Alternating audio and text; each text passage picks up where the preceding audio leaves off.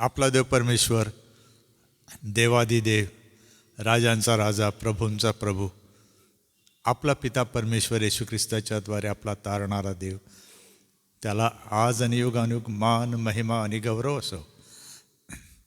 आज बुधवारी फेलोशिप करण्यासाठी आम्ही नंदुरबारमध्ये एस चर्च फ्रँकलिन हॉलमध्ये जमलेलो असताना पौलाच्या संदर्भामध्ये प्रेषित काय म्हणतात हे थोडं अवलोकन करण्यासाठी जमलो. त्यानंतर थोडं अभ्यासक्रमासंदर्भात आणि पुढे येणाऱ्या काही अभ्यासाच्या गोष्टींसंदर्भात विचारविनिमय करायला स्थानिक पातळीवर आम्ही जमलो आहोत. देव आमचं सहाय्य करो, आम्हाला लागणारी कृपापूर्व आणि पौल व त्याची लिखाणांना त्याच्या पद्धतीला समजून घेण्यासाठी येणाऱ्या दिवसामध्ये परमेश्वर देव आपल्याला पवित्र आत्म्याच्याद्वारे मार्गदर्शन करो आणि तो त्याचे गौरव करून घेऊ. यावेळेस थोडा वेळ आपण प्रार्थनेमध्ये घालू. आमच्या स्वर्गातील दयाळू देव बाप्पा, मी तुझा धन्यवाद करतो, तुला मान, महिमा आणि गौरव देतो, कारण की तू राजांचा राजा, प्रभूंचा प्रभू, देवादिदेव परमेश्वर आहेस. तू काल, आज आणि युगानुयुग सारखाच आहेस. तू कधी बदलत नाहीस. तुझी सत्ता अबाधित आहे. तुझी वचने स्थिर आहेत, अचल, अविनाशी अशी ती वचने असल्यामुळे आम्ही त्यावर विश्वास ठेवला आहे की हे ईश्वर प्रेरित आहेत. पवित्र आत्म्याने सिंचित करून यांना आमच्याकडे पाठवलेलं आहे. प्रेषितांनी, संदेष्टांनी लिहून तुझं वचन जतन करून ठेवल्यामुळे आज आम्हाला ते प्राप्त झालं आहे. म्हणून आम्ही तुझा धन्यवाद करतो. तुझ्या मंडळीसाठी, मंडळीच्या नेमलेल्या व्यवस्थेसाठी आम्ही तुझा धन्यवाद करतो. विशेषतः आज आम्ही पौला संदर्भात विचार करताना शिष्य काय म्हणतात, प्रेषित काय म्हणतात आणि आम्ही कशा प्रकारे पौलाला समजलं पाहिजे याबद्दल तू आम्हाला थोडा वेळ मार्गदर्शन करायला पवित्र आत्म्या तू ये. आमचा ताबा घे, माझा ताबा घे आणि आमच्या एकत्र येण्याने पुढच्या कार्याच्या नियोजनाने तुझं गौरव होऊ दे व तुझी मंडळी व तुझे लोक आशीर्वादित व्हावे. या वर्षामध्ये त्यांनी पुढे जावं, अगदी विश्वासामध्ये मजबूत व्हावं, येणाऱ्या प्रसंगाला तोंड देण्यास सदैव सिद्ध असावं. म्हणून आपली कृपा सर्वांना पुरव. आम्हाला आरोग्य दे, जीवन दे, बळ दे, उत्साह दे आणि तुझ्या गौरवासाठी आमचा उपयोग करून घे. येशू ख्रिस्त आमचा प्रभू याच्या नावाने आम्ही ही प्रार्थना करतो. देव बापा, कृपा करून तू ऐक. आमेन. आज मग आपण थोडं प्रेषित पौलाची पत्रे त्याचा ओहापोह करणार नाही, कारण आपण अनेकदा बोललो त्यावर, आपण अभ्यास पण केला. परंतु काही तुलनात्मक गोष्टी पेत्र किंवा प्रेषित जे बोलतात त्याकडे आपण लक्ष देऊ आणि बघूया की आपल्याला पौल समजणं का आवश्यक आहे. सर्वप्रथम पौलाबद्दल काही गोष्टी सांगताना त्याचं जे पाचारण आहे ते तुम्हाला माहीत आहे की इसवी सन 35-36च्या दरम्यान दमास्कसच्या वाटेवर तो असताना प्रभू येशू ख्रिस्ताने त्याची भेट घेतली. तो अंध झाला, त्याला विचारण्यात आलं, त्याला सांगण्यात आलं, नंतर त्याला दमास्कसला नेण्यात आलं, तेथे त्याचा बाप्तिस्मा झाला. पौल नवा बनला. काही काळ राहिल्यावर एकांतवासामध्ये गेला आणि मग पुन्हा प्रगटला. तोपर्यंत 40 साल जवळजवळ आलेला असावं. त्यानंतर मग पौल कुठेतरी आपल्या प्रांतामध्ये रहिवास करताना बर्णबाला आठवतो. बर्णबा त्याला शोधायला जातो, त्याला शिष्यांमध्ये आणण्याचा प्रयत्न करतो. शिष्य घाबरतात, कारण त्यांना माहीत असतं की शाऊल कोण होता. परंतु त्याचं परिवर्तनाबद्दल जेव्हा बर्णबा स्वतः साक्ष देतो तेव्हा त्यांचा विश्वास बसतो. परंतु पण त्याला मारण्याचा कट शिजतो आणि शाऊल तिथून निसटतो. तो थेट आपल्याला दिसतो नंतर परत अंतिकियामध्ये, आणि त्याच्यामुळे साधारणपणे 8-9 वर्षे तो राहतो. सेवा कार्य मंडळीमध्ये करतो, प्रशिक्षण देतो, आपल्या मंडळीच्या नेत्यांची जडणघडण बघतो, त्याला झालेल्या सुवार्तेच्या आणि मंडळीच्या प्रगटीकरणासंदर्भात सांगतो आणि पुढे मोठ्या येणाऱ्या प्रेषण कार्याचा पाया अंत्योकियामध्ये घातला जातो. 2 अंत्योकिया आहेत. एक आहे पिसिदियामधील अंत्योकिया आणि दुसरं आहे सिरियामधील अंत्योकिया. पौल सिरियामधील अंत्योकियामध्ये होता. त्यातून मग पवित्र आत्मा मंडळीला उपवासाने प्रार्थना करताना बोलतो की शाऊल आणि बर्णबाला माझ्या कार्यासाठी वेगळे करा आणि प्रेषण कार्यासाठी त्यांना पाचारण झालं आहे असं ते गृहीत धरतात आणि 2 जण जबाबदारी घेऊन मंडळीच्या आशीर्वादाने पाठवले जातात. तेथून ते थेट आपल्याला 68 सालापर्यंत पौल सेवारत दिसतो. 3 मिशनरी किंवा प्रेषण कार्य फेऱ्या करतो. त्याला यरुशलेममध्ये परत आल्यावर अटक होते. कैसरियामध्ये 2 वर्ष बंदिवासामध्ये ठेवण्यात येतं. तेथून त्याला रोमला नेण्यात येतं. रोमला गेल्यावर जाण्याच्या अगोदर भूमध्य सागरामध्ये मोठं वादळ होतं. मिलिताच्या बेटावर कसाबसा जीव वाचून ते लोक पोहोचतात. 276 लोक असतात.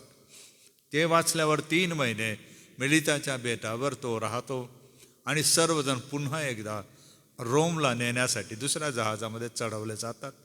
अशा रीतीने पौल रोमला नेण्यात येतो. तेथे पुन्हा तो 2 वर्ष बंदिवासामध्ये काढतो. हा बंदिवास घरात असतो. तेथे तो येणाऱ्या जाणाऱ्यांचा पाहुणचार करतो. आपला जो सुवार्तेचा अधिकार होता तो त्याला असतो, तो वापरतो. सुवार्तेचं काम तो चालू ठेवतो. मध्यंतरी त्याला जामीन मिळते तर तो कदाचित परत भेटीला जातो. क्रेत करीत परत तो तिमोथेला सोपवून पुन्हा त्याला पाचारण होतं कोर्टाकडून आणि सुप्रीम कोर्टामध्ये नेरोच्या दरम्यान त्याला अटक होऊन देहांत शिक्षा झाली. अशी परंपरा आहे. तो हुतात्मा किंवा शहीद झाला असा हा पौल. त्याच वेळेला पेत्राबद्दलही सांगण्यात येतं की नेरोच्या काळामध्ये पेत्र हा सुवार्ता सांगायला धजत नव्हता. तो थोडा घाबरत होता आणि अशाच एका रोमच्या प्रवासामध्ये परतीला घरी जाण्याच्या बेतात पेत्र असताना देव त्याच्याशी बोलतो. येशू ख्रिस्त त्याची भेट घेतो आणि त्याला म्हणतो की पेत्रा तू कुठे निघालास? पेत्र म्हणतो मी परत जातोय. मग तो त्याला विचारतो की मित्रा तू कुठे चाललास? तर येशू ख्रिस्त त्याला म्हणतो माझा पेत्र नावाचा शिष्य पळपुट्या बनवून सुवार्ता सांगता रोम सोडत चाललाय. मला गेलं पाहिजे आणि तेथे सुवार्ता सांगितली पाहिजे. पेत्राला एकदम उलगडा होतो की हा तर आपला प्रभू येशू आहे. पेत्र पश्चाताप करतो, पुन्हा माघारी जातो. सुवार्ता सांगताना तोही शहीद होतो. मागे मी एक संदर्भ देऊन सांगितलं होतं, ही जी गोष्ट आहे पेत्राची ही तुम्हाला एका फिल्ममध्ये बघण्यास मिळेल. कोवाडिस नावाची ही फिल्म आहे. छान आहे. पाहिल्यावर या गोष्टीचा उलगडा होतो की नेमकं 68 दरम्यान रोममध्ये काय घडलं, कोणाची सत्ता होती, कशी ही सत्ता होती, ख्रिस्ती लोकांचा छळ कसा झाला, यहुद्यांचा छळ कसा झाला, याबद्दल हा चित्रपट आहे. सारांश हा केवढं महान प्रेषित, त्यापैकी पेत्र थोडा कमी प्रमाणाचा लेखक आहे कारण त्याने 3 पत्रे लिहिली, 2 पत्रे लिहिली, परंतु पौलाची 13 आली. आणि ह्या सर्वांचा अभ्यास करताना काही गोष्टी समजणं गरजेचं आहे. या पत्रांमध्ये आपल्याला पहिला मुख्य मुद्दा आढळतो तो म्हणजे सुवार्ता. सुवार्तेबद्दल भरपूर काही पौल आणि पेत्र बोलतात, परंतु सर्वात जास्त लिखाण पौलाचं असल्याने सुवार्तेबद्दल खूप काही सांगितले जातं. उदाहरणार्थ जर आपण 1 कोरिंथ 9:16 जर पाहिलं किंवा 15:16-17 हे जर पाहिलं तर पौल म्हणतो 14व्या वचनामध्ये उपजीविकेबद्दल बोलतो आणि त्याला धरून तो म्हणतो, मी तर यापैकी कशाचाही उपयोग केला नाही व याप्रमाणे मला प्राप्त व्हावे म्हणून मी हे लिहिले असेही नाही. पुढचं वाक्य बघा काय आहे. कारण म्हणजे काही मला मिळावं, उपजीविका प्राप्त व्हावी म्हणून लिहिलेलं नाही. जर मी असं लिहितो तर तो म्हणतो, कारण त्यापेक्षा मी मेलेले बरे, त्यापेक्षा मी मेलेले बरे. काय शब्दप्रयोग आहे हो. जर मी सुवार्थेची सेवा करतो आणि कोणाकडून पैशाची, मदतीची, धनाची अपेक्षा करतो तर मी मेलेलं बरं. पण मी असं नाही करणार असं पौल म्हणतो. म्हणजे ही जी निष्ठा म्हणतात, the loyalty to the gospel is very very important part of any minister of the gospel. No loyalty, no rewards. निष्ठा नाही, प्रतिफळच नाही. हे आवश्यक आहे समजणं की का प्रेषित पौला इतर प्रेषित सुद्धा मानत होते. कारण त्याला जी निष्ठा होती आपल्या स्वतःच्या पाचारणाची आणि सुवार्थेप्रती, ती जीवाची किंमत द्यायला तयार होता. पण म्हणतो, मी याचा आधार घेऊन माझं पोट भरणार नाही, मी माझा फायदा करून घेणार नाही, त्यापेक्षा मी मेलेलं बरं. जर थोडासा विचार केला आपण, पौल आहे असं, आणि त्याला विचारलं आपण, अरे पौला, अरे तू हे काय सांगतोय, तू खरंच बोलतोय का, तू असं, तू खरंच मरून जाशील का? पौल म्हटलं असता, हो, तुम्हाला काय समजतं, माझ्यावर किती मोठी दया झाली, तुम्हाला काय कळतं? देवाने जे जीवन मला दिलं ते किती अद्भुत आहे, तुम्हाला काय कळतं? जे सुवार्थ व त्याचा ठेवा माझ्या हाती सोपवला, त्याचं मोल किती महान आहे, किती न मोजण्यासारखं आहे, ते तुम्हाला काय कळतं? मला विचारा आणि शिका. तो म्हणतो, माझ्यापासून शिका, बघा माझ्याकडे, मी कोणाच्याकडूनही कवडीचा लाभ मला व्हावा म्हणून मी करत नाही, करणार नाही, त्यापेक्षा मी मेलेलं बरं. तो वैतागलेला नाही आहे, तो बुद्धी ठिकाण्यावर ठेवून सांगतोय. कारण हा स्वाभिमान कोणीही व्यर्थ करणार नाही. तुमची स्वतःची आत्मप्रतिष्ठा फार किमती आहे असं पौल सांगतो. सेवक जे आहेत, पाळक आहेत, स्वार्थिक आहेत, बिशप्स असतील, डॉक्टर्स असतील, रेव्हरंड्स असतील, तुमच्याकडे सर्वात मोठी मौल्यवान वस्तू कोणती? तर ती तुमची आत्मप्रतिष्ठा, तो तुमचा स्वाभिमान. कशाचा? की मी सुवार्थेचा रखवालदार आहे, कारण माझ्या हाती या सदाजीवी परमेश्वराने एक मोठं भांडार सोपवलेलं आहे, त्याचा मी कारभारी आहे. कारभारीपणाचं वेतन मला माझा मालक देणार आहे, पण मी त्या कारभाराला करताना आपले हात स्वच्छ ठेवीन, आपलं मन चोख ठेवीन, कुठल्याही प्रकारची भ्रष्टता यात आणणार नाही, माझी निष्ठा मी टिकवीन असं तो म्हणतो. नाहीतर माझा स्वाभिमान कोणी पण व्यर्थ करल. मराठीत म्हण आहे, ज्याची खावी पोळी त्याची वाजवावी टाळी. पौल म्हणतो, हा धंदा माझ्याकडून होणार नाही.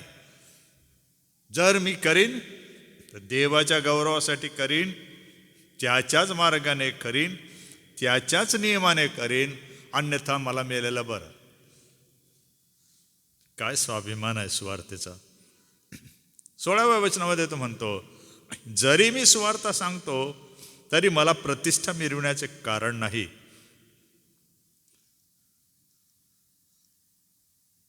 सुवार्थ तुम्हाला आणि मला समाजामध्ये प्रतिष्ठा देते असं पौल म्हणतो. ही प्रतिष्ठेची गोष्ट आहे, ही लाजण्याची गोष्ट नाही, अपमानाची बाब नाही आहे. सुवार्थ सांगणारा याला देवाने प्रतिष्ठा दिलेली आहे. आणि पौल म्हणतो तुम्ही आपली प्रतिष्ठा जपा.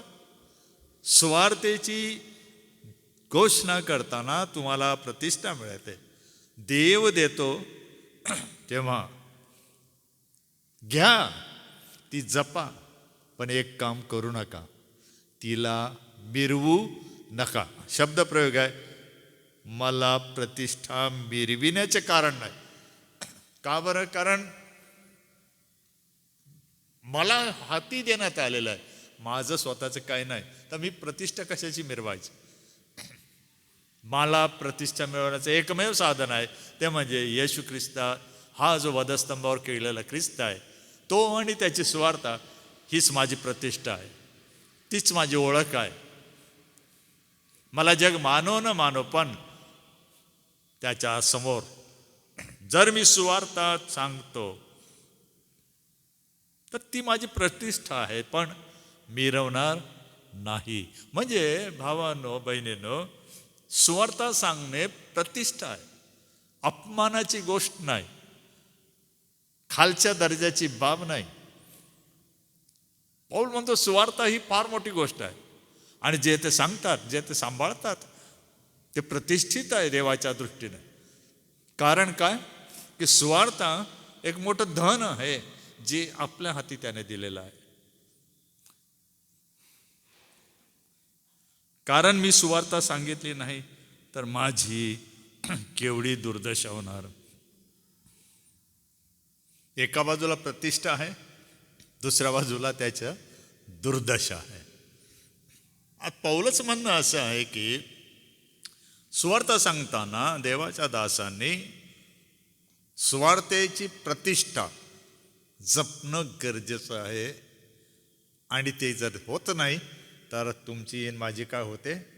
दुर्दशा होते. नको ती वाईट अवस्था आपली होते, असं पौल म्हणतो.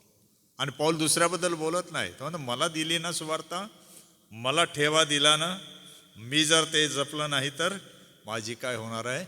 दुर्दशा होणार आहे. एक इशारा पौल देतो आणि परत तेच तो म्हणतो की मी हे आपण होऊन केले तर मला वेतन मिळेल, आणि आपण होऊन केले नाही तर तरी माझ्यावर कारभार सोपविला आहे. दुहेरी वेतनास पात्र मी आहे. एक, मी आपण होऊन करतो, ते मला प्रतिफळ. दोन, कारभार मला सोपवलाय तर मला माझा धनी देणारच आहे. माझे वेतन काय? वचनात राहते हेच की मी सुवार्ता फुकट सांगावे, अशा हेतूने की मी सुवार्तेविषयीचा आपला हक्क पूर्णपणे बजावू नये. उलट आहे बरं का हे वाक्य. हक्क बजवावा असं नाही, हक्क बजावू नये म्हणजे काय आहे?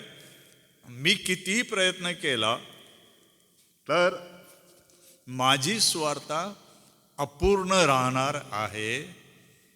ती पूर्तता फक्त देवच करीत. घोषणा करणं माझं काम आहे. देवाने पवित्र आत्म्याच्या द्वारे लोकांचे कान आणि मन उघडणं त्याचं काम आहे. आवाहन करणं काम माझं आहे. निर्णय घेण्याची खात्री देवाचा आत्मा करणार आहे, मी नाही. मला हक्क जरी आहे तरी मला माझ्या मर्यादा पण ठाऊक आहे. मी काय करू शकतो आणि काय करू शकत नाही. दुसरी गोष्ट तो 15व्या अध्यायाच्या 2ऱ्या वचनामध्ये सांगतो. पहिले करीन 15:2 मध्ये, अर्थात 1 आणि 2 पूर्ण वाचूया. बंधुजन हो, जी सुवार्ता मी तुम्हाला सांगितली, जिचा स्वीकार केला तुम्ही केला, जिच्यात तुम्ही स्थिर राहता, जिच्याद्वारे तुमचे तारण होत आहे. सुवार्तेद्वारे काय होत आहे तो सांगतो. जी मी सांगितली काय केला तुम्ही? तिचा स्वीकार केला, स्थिर राहिला आणि तारण होत आहे किंवा तारण झाले आहे. तीच सुवार्ता मी तुम्हाला कळवतो. ज्या वचनाने मी तुम्हाला ही सुवार्ता सांगितली त्या वचनानुसार ती तुम्ही दृढ धरले असेल तर हे होईल, अन्यथा तुमचा विश्वास व्यर्थ आहे, असा तो म्हणतो. त्याला फुटनोट आहे की अथवा म्हणजे तुम्ही विश्वास व्यर्थ धरला नाही तर ही सुवार्ता त्या वचनानुसार दृढ होते, असं त्याचा उलट अर्थ होतो. पौलाचं काय म्हणणं आहे? सुवार्ता फळ निर्माण करते आपल्या जीवनामध्ये विश्वासाच्या द्वारे. जर आपण तिचा स्वीकार करतो, स्थिर राहतो, तिच्याद्वारे आपलं जर तारण होत आहे, तर आपण अधिक दृढ धरावी यासाठी की आपण टिकावं. तिसरी महत्वाची गोष्ट तो सांगतो की 1 थेसलोनी 1:5 मध्ये तो म्हणतो की या सुवार्तेमुळे काय झालेलं आहे. 1 थेसलोनी 1:5 पौल म्हणतो, आमची सुवार्ता केवळ शब्दाने नव्हे तर सामर्थ्याने, पवित्र आत्म्याने व पूर्ण निर्धाराने तुम्हास कळविण्यात आली. तसेच तुमच्याकरिता आम्ही तुमच्याबरोबर असताना कसे वागलो हे तुम्हास ठाऊक आहे. पौल आता मंडळीला मार्गदर्शन करताना म्हणत आहे की मंडळी, सुवार्ता म्हणजे काय माहीत आहे का? केवळ घोषणा नसून त्या सुवार्तेप्रमाणे जगणे, वागणे आहे. का सांगितलं तुम्हाला? का घोषणा केली? का शिकविली तुम्हाला? तुम्ही त्याप्रमाणे बनणं आवश्यक आहे. म्हणून आपल्या सुवार्तेमध्ये काही गोष्टी येणं गरजेचं आहे. इथे कोणत्या गोष्टी सांगतो? ही सुवार्ता कशी आली? शब्दाने नाही आले. मग कसे आले? म्हणतो सामर्थ्याने आले. शब्दाने नव्हे, सामर्थ्याने, पवित्र आत्म्याने, पूर्ण निर्धाराने. 3 गोष्टी सुवार्तेमध्ये असणं गरजेचं आहे जर ती परिणामकारक आणि प्रभावी व्हायची असेल तर. की ती सामर्थ्याने घोषणा करायला पाहिजे. याचा अर्थ असा की घोषणा करता हा बलवान असला पाहिजे. आणि बलवान होण्यासाठी पौलाने इफिसकराच्या 6व्या अध्यायात सांगितलं, तुम्ही काय करा? प्रभूच्या कृपेत बलवान होत जा. बलवान असल्याशिवाय आपण सुवार्ता गाजवू शकत नाही. हे सामर्थ्याची आपल्याला गरज आहे. हे सामर्थ्य पवित्र आत्म्याने आपल्याला मिळतं. म्हणून पवित्र आत्म्याची गरज आहे. पवित्र आत्म्याचा केवळ काय लोक म्हणतात अभिषेक पाहिजे, कोणी म्हणतात बाप्तिस्मा पाहिजे, कोणी म्हणतात नसला तरी चालतो. काय असेल ते तुम्ही ठरवा. ज्या सुवार्तेमध्ये सामर्थ्य जर आहे त्या सुवार्तेमध्ये पवित्र आत्म्याचा सुद्धा प्रभाव आहे. आणि त्याचा परिणाम काय होतो? तुम्ही आणि मी, पौल म्हणतो, पूर्ण निर्धाराने, अगदी ठामपणे आपण सुवार्ता सांगू शकतो. आपली सुवार्ता कमकुवत, निष्फळ, प्रभावी न ठरणारी जर आहे तर कारण काय? त्या सुवार्तेमध्ये सामर्थ्य नाही. कारण ते सामर्थ्य आमच्यात नाही. त्या सुवार्तेमध्ये पवित्र आत्मा नाही, कारण आमच्यामध्ये पवित्र आत्मा नाही. त्या सुवार्तेमध्ये पूर्ण निर्धार नाही, कारण आम्हालाच ती कळली नाही, अपूर्ण आहे. आम्हालाच माहीत नाही की सुवार्ता काय आहे. पण हे करत असताना आपल्या सुवार्तेला शोभेल असं वागणं, आम्ही कसे वागलो हे तुम्हाला ठाऊक आहे. लोकांना दिसू द्या या सुंदर मौल्यवान सुवार्तेने सुशोभित झालेले तुम्ही आणि मी स्वतः आहोत, असं पौल सांगतो.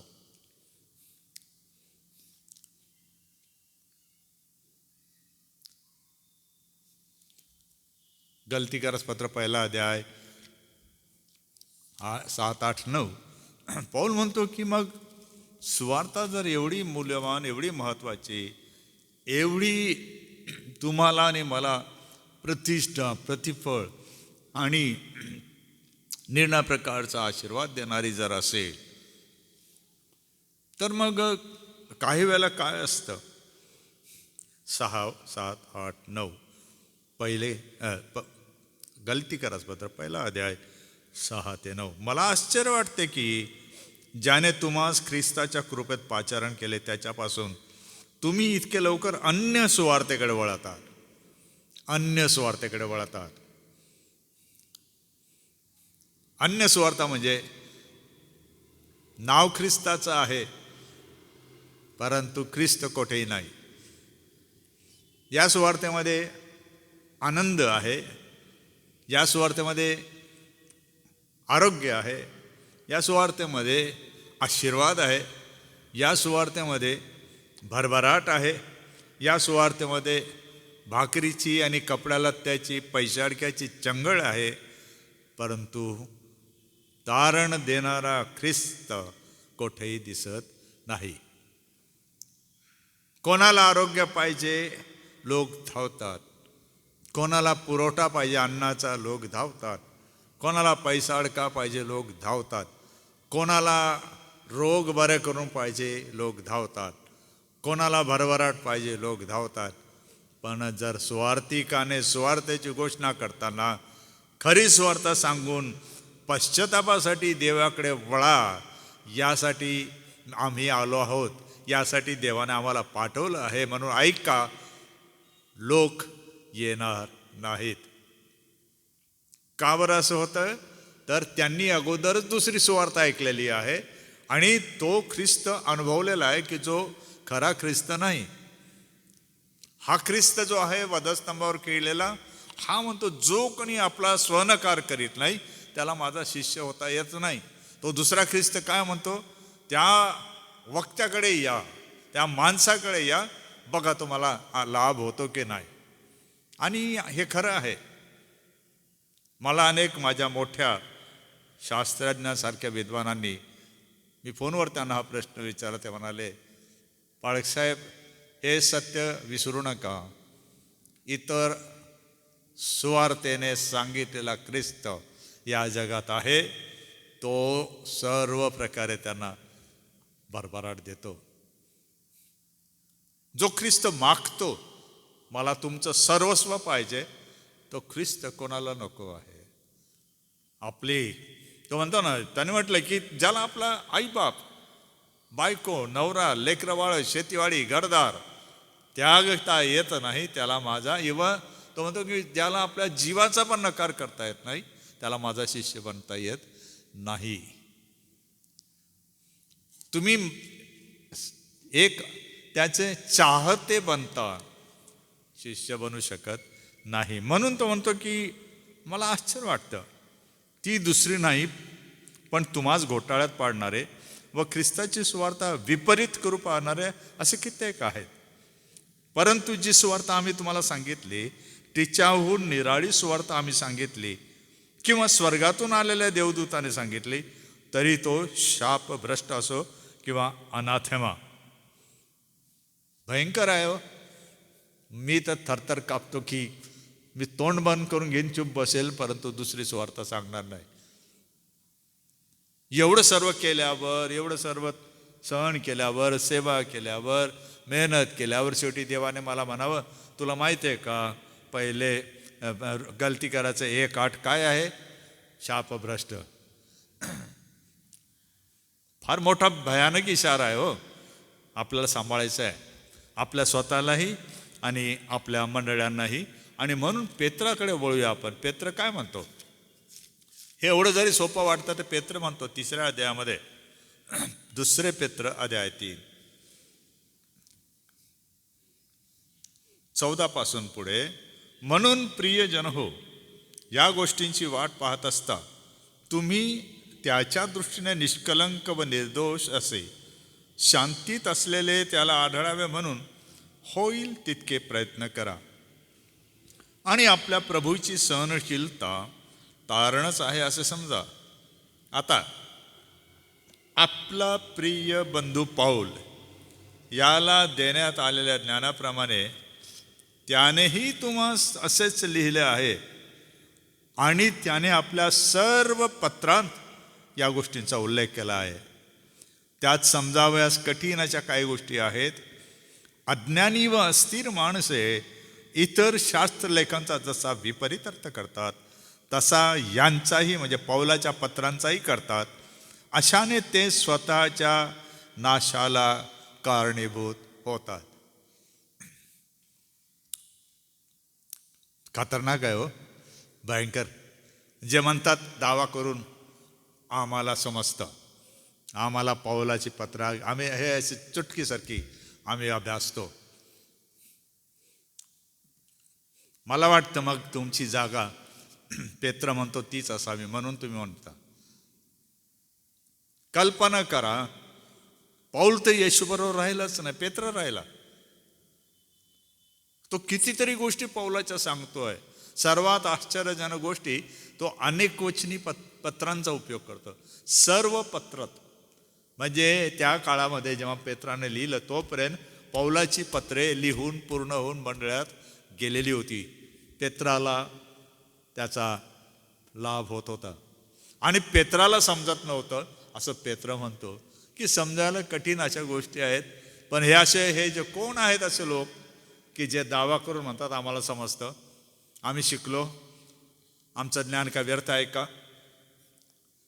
तर म्हणतो सांभाळा. अशी माणसे कोण आहेत?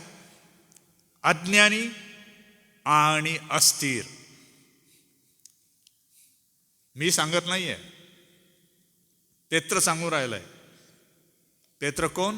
मंडळीचा आधारस्तंभ जो होता तो मंडळीला म्हणतोय सांभाळा. तुम्ही दावा करता का पौल तुम्हाला समजतो? नाही नाही नाही नाही नाही, तुम्ही नाश करून घ्याल बरं का स्वतःच. तुम्ही कोण आहात? अज्ञानी आहात, अस्थिर आहात, तुम्हाला माहीत नाही.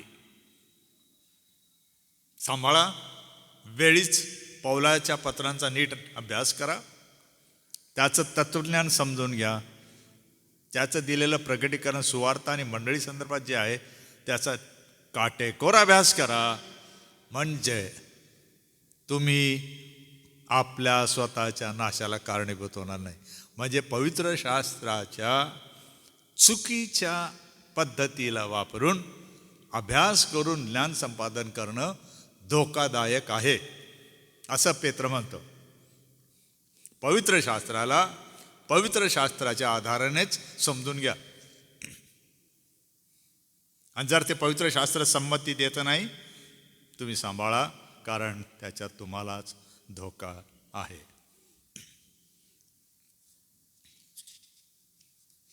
काही गोष्टी अभ्यासासाठी मार्गदर्शक म्हणून मी सांगतो. आपण कधीतरी पौलाच्या मूळ ईश्वर विज्ञान व सैद्धांतिक मतवादांचा स्वतः कोणा एका शास्त्रज्ञाच्या मदतीने कसून अभ्यास केला आहे काय?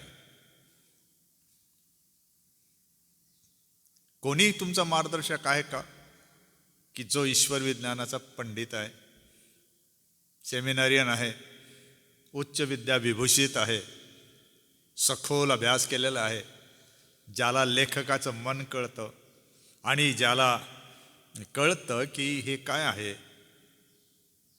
केवळ पत्रे वाचणे आणि आपले मत सादर करणे आणि पत्रे वाचून पौलाचा मनोदय व हेतू सादर करणे यात फरक आहे. नवीन कराराच्या पत्रांच्या लिखाणाची शास्त्रोक्त पद्धत आपण समजून घेतली आहे का? उदाहरणार्थ, प्रत्येक पत्र हे ज्यांना लिहिले ते लोक कोण?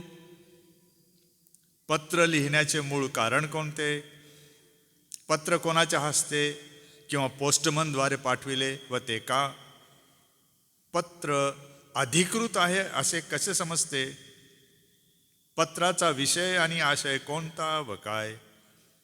या पत्रांमध्ये काही म्हणी, वाक्प्रचार, तत्वे, ईश्वर विज्ञान, सिद्धांत, प्रसिद्ध तत्वज्ञान, काव्य, गौरवगान तथा काही विशिष्ट साहित्यिक रचना पद्धती वापरली आहे का? पत्राचा सारांश आणि पत्राची प्रमाणितता कशी ओळखावी? अशा प्रकारे पत्रे समजून घेण्यासाठी आपण अर्थविवरण पद्धती आणि काही संदर्भ ग्रंथ यांची मदत घेऊ शकता.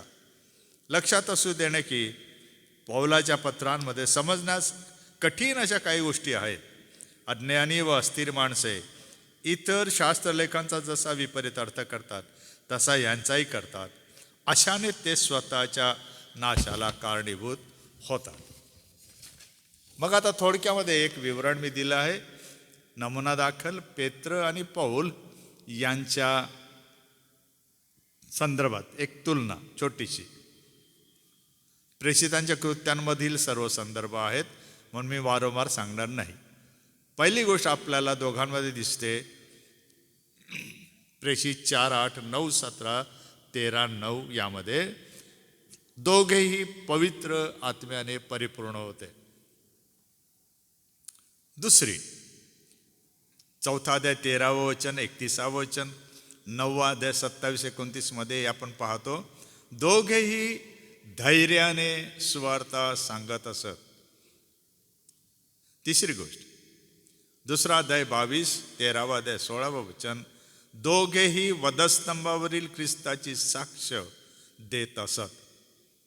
चौथी गोष्ट 10 अध्याय 34 वचन, 13 अध्याय 46 वचन, यहुदी व परराष्ट्रीय यांना दोघेही सुवार्ता सांगत असत.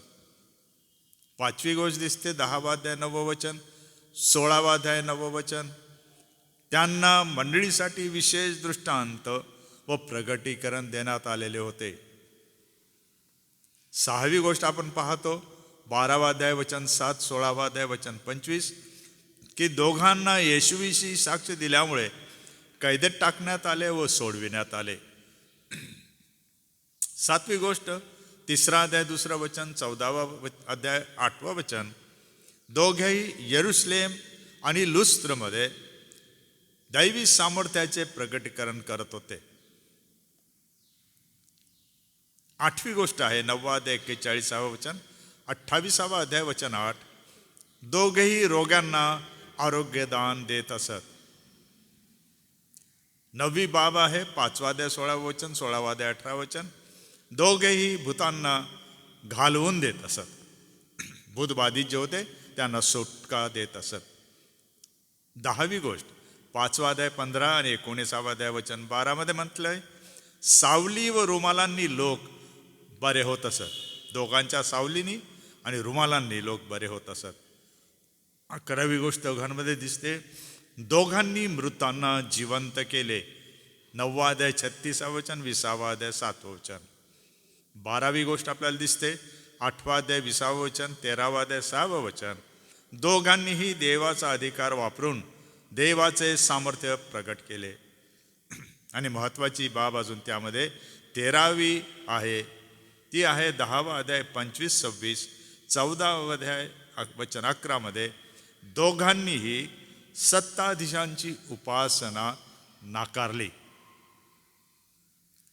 काही साम्य दोघांमध्ये लेखक लूक देत आहे की का बरं म्हणून या दोघांना एकत्र आणून आपण समजून घेतलं पाहिजे. एक म्हणजे सुवार्ता, 2 म्हणजे मंडळी. कारण दोघांना देवाने प्रगटीकरण दिलं किंवा या कार्यासाठी उपयोग केला. येणाऱ्या दिवसामध्ये आपण प्रयत्न करू, आपण स्वतः अभ्यास करा, पौलाला समजून घ्या, पेत्राला समजून घ्या, या वचनांप्रमाणे बघा. आणि तुम्हाला पुढे कधी तुम्हाला असं वाटलं अधिक माहिती हवी आहे, तुम्ही रेव्हरंड अनुप पळवी, रेव्हरंड पठारे पाळक साहेब किंवा मी आहे, आम्हाला विचारा, आम्ही तुम्हाला थोडं मार्गदर्शन करू शकतो. कारण पौलाला समजणं आम्हाला पण कठीण आहे, मला पण कठीण आहे. वारंवार लक्ष द्यावं लागतं, तेव्हा थोडंफार देव आपल्याला शिकवितो. आपल्या मर्यादा आहेत, परंतु देवाच्या वचनाला बेडी पडलेले नाही. अजून सुवार्तेला दरवाजा मोकळा आहे. सुवार्तेचं रहस्य समजून घ्या आणि देवाचं दिलेलं जे कृपादान आहे आणि भांडार आहे त्याचे उत्तम कारभारी आपण बना. देव तुम्हाला आशीर्वाद देव.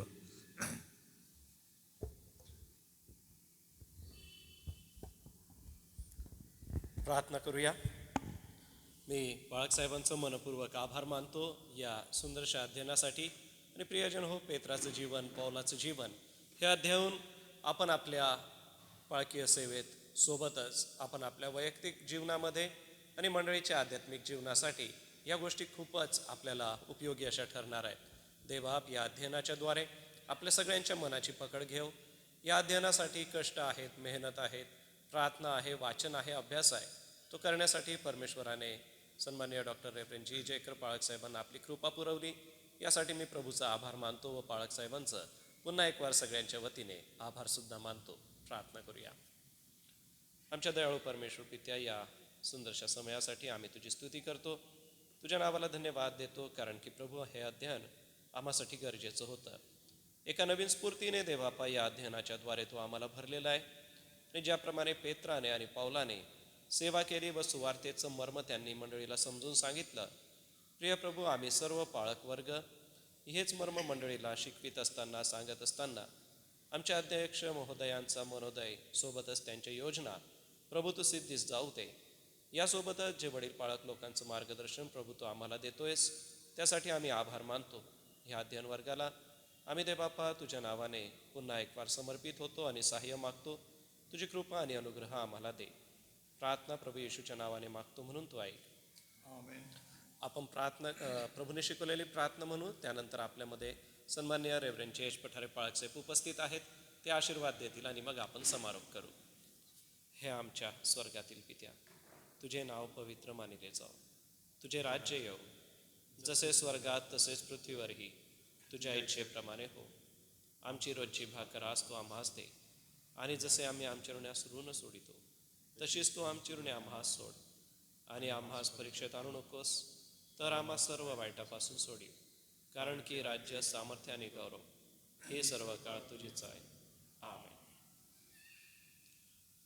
आणि आता आपला तारणारा प्रभू येशू ख्रिस्ताची कृपा, देवापाची प्रीती आणि पवित्र आत्म्याची गोड संगती या नवीन वर्षामध्ये या अध्ययन करणाऱ्या सर्व तुझ्या दासांबरोबर, जे मार्गदर्शक आहेत आमचे रेव्हरंड जी जयकर पाळक साहेब यांच्याबरोबर, आमच्या एस ए चर्च आणि एस ए चर्चच्या सर्व मंडळांबरोबर, सेवक वर्गांबरोबर आता आणि सदा सर्व काळ असो. आमेन.